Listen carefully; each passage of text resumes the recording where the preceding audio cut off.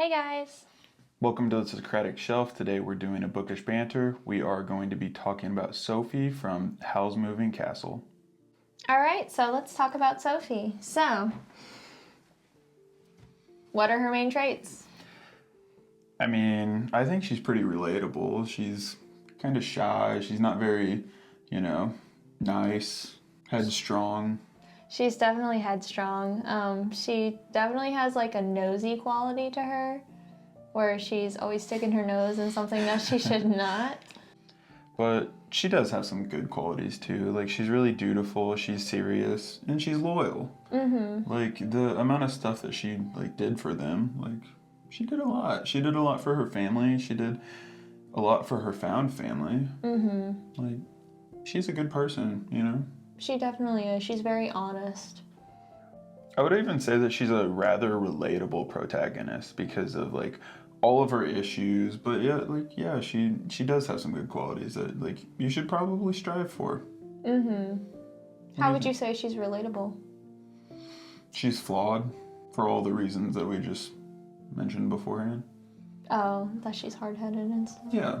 Yeah, I definitely relate to being hard-headed. Right.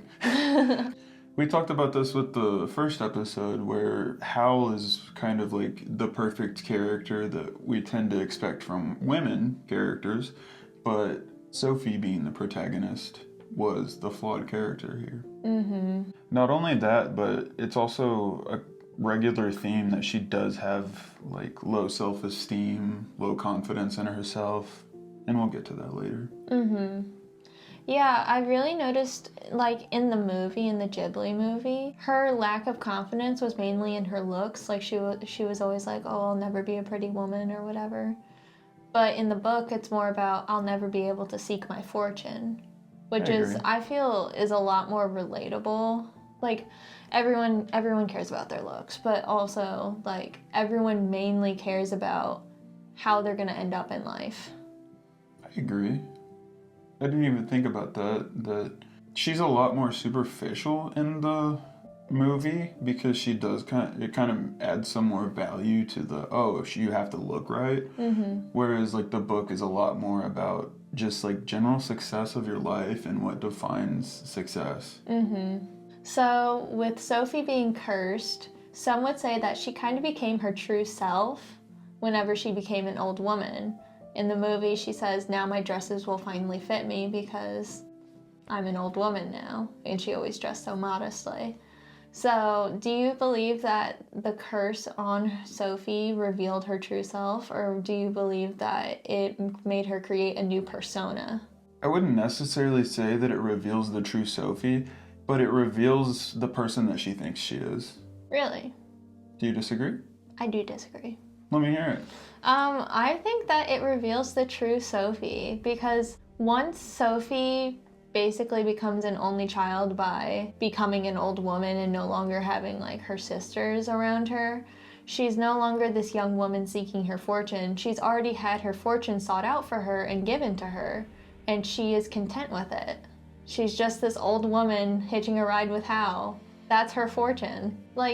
She is no longer insecure. She is who she wants to be. She's this old woman who's blunt and nosy, and that's just who she is, and that's who she always has been. And she's allowed the freedom to be that person since she has the expectations de-thrust from her.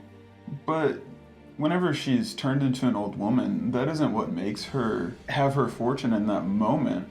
Her pursuing it once she becomes a woman is what gets her her fortune, which, like you said, is being with Howl and having her found family and stuff. It's over the course of her journey that does she fall in love with Howl and then decides that that's what she wants. I think that the expectations being taken off of Sophie are what allow her to become her true self.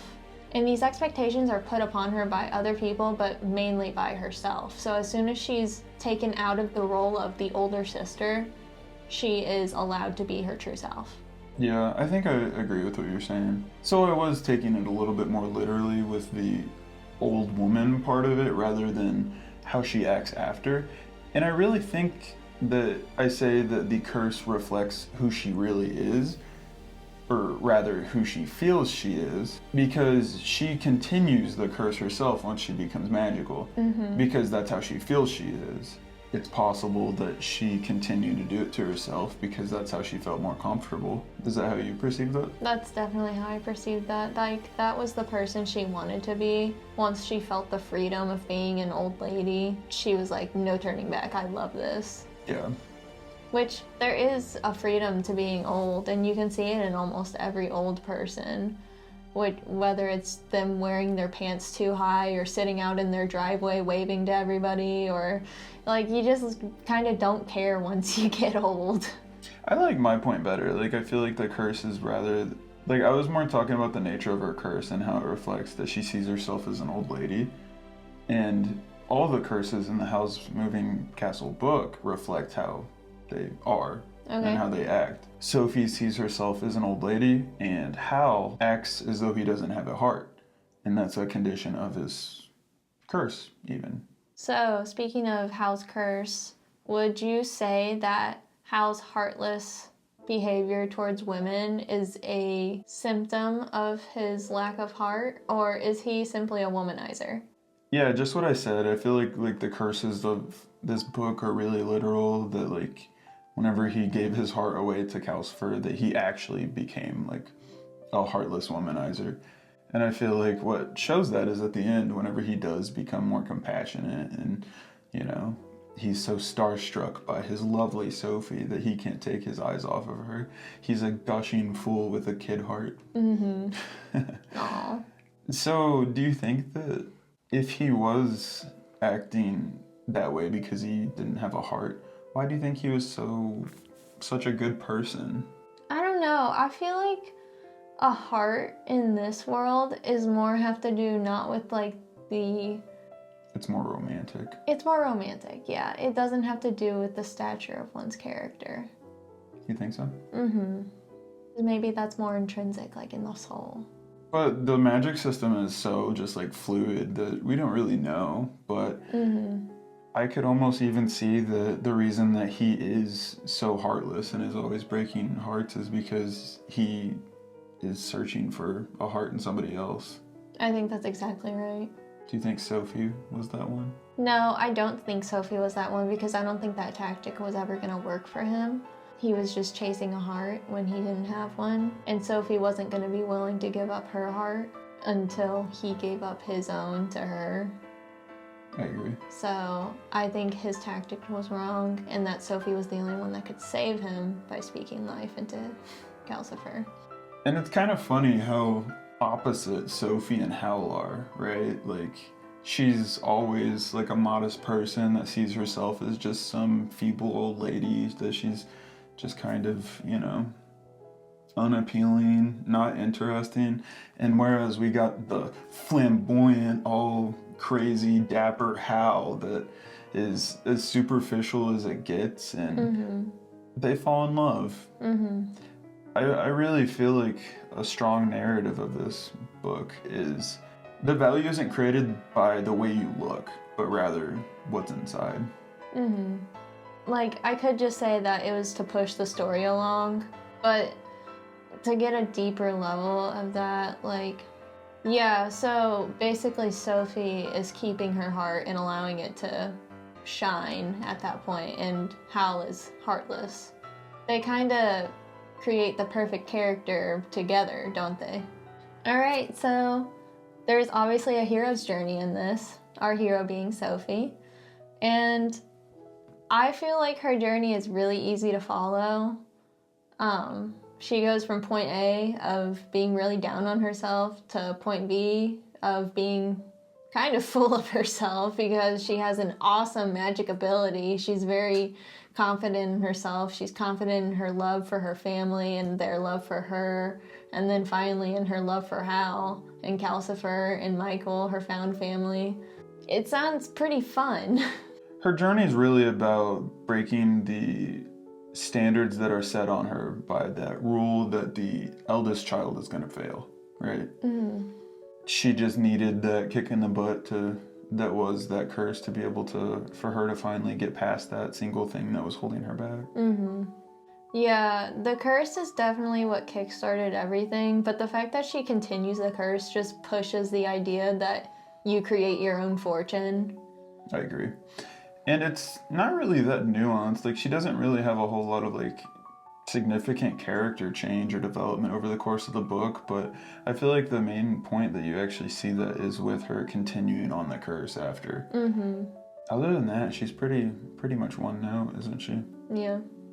Okay, so I am a staunch feminist.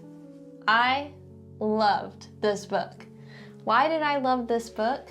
Well, Sophie is a feminist. I'm sorry, just like everything about her makes her a feminist. And she wasn't a feminist to start with, which is interesting. She starts out as a damsel in distress, with Howl even calling her a little mouse because of how scared she is.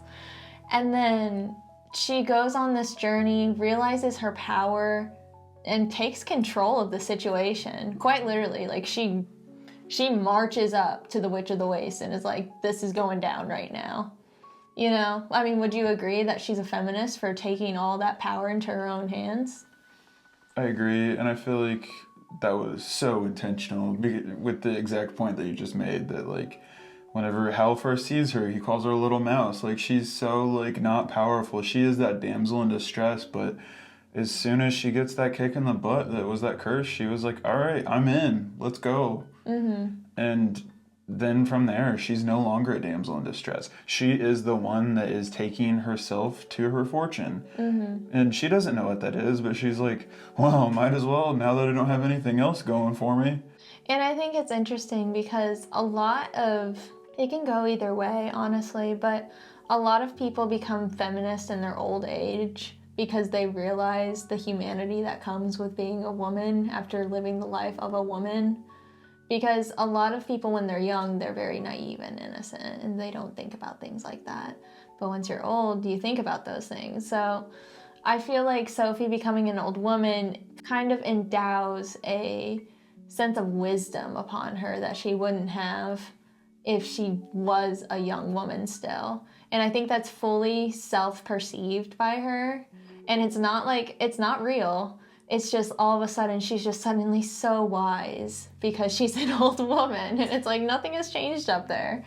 She says that a lot, that you can tell like she feels just so much more confident because she's like, oh, yeah, I'm an old woman. I should know how to do this, even though she hasn't had the experience. But she just has that position. Mm-hmm. She has the audacity. That's what she has. It's so goofy. Yeah, it is. She's just like pushing Michael around like, no, I'm the boss around here now. And he's like, I hope Hal kicks her out. And she's literally only like 3 years older than him. Like, he's literally trying to date her sister. Yeah, for real. So I don't think that this was intentionally made as a feminist piece of literature, obviously. Like, it's just a fun little tale about a magical place, about magical people. But the fact that Sophie is a woman is so important to feminism, showing that even in fantasy worlds, women can be just as strong as the men. I agree, and that's where like a lot of feminism has to start, right? Is like with the subtle places, is that they do start filling the roles that you typically expect from a man. And if they do it successfully, then yeah, like it's to talk about how a woman can seat in the same position that a man can, which is inherently feminist, whether it's intentional or not. Exactly. And remember, feminism is not that women are better, but that women are equal. Well, I hope you enjoyed our discussion. If you want to join in on the conversation, leave a comment. If you have got a tip, leave a comment. If you like the video, like it. And if you want to see more of it, subscribe. Tell us how much you like Sophie. I'll tell you how much I like Sophie, but maybe we should do another video on that. In the book or the movie, I don't really care. Wow, we love both of them. Well, bye.